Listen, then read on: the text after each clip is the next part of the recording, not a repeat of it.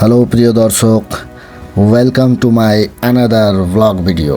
এবারও চলে এসেছি এক নতুন অচেনা গ্রাম, তাই ভাবলাম আপনাদেরকেও শেয়ার করি।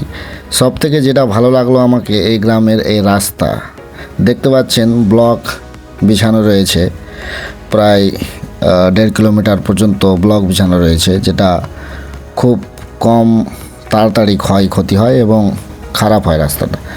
তারপর চলে এসেছি আমরা ঘুরতে ঘুরতে সুলতানগঞ্জের সেই রাস্তা। এখন NH-34 আমরা বেরোলাম। যেখানে আমরা ঘুরছিলাম, যে গ্রামে ছিলাম, আমরা ভাবছিলাম না যে এখানেই আছি।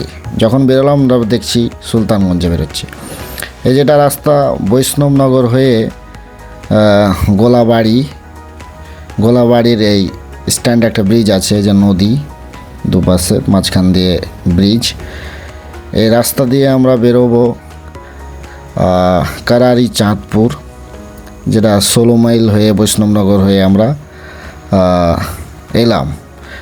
তো এগুলো রাস্তা কখনো আমরা যাইনি, ফার্স্ট টাইম যাচ্ছি। মাঝে বৃষ্টি পড়ছিল, তা একটা ছোট্টে কারারি চাঁদপুরে, হিম্মতনগর চাঁদপুরে একটা গ্রামের লাস্টে চায়ের দোকান দেখলাম।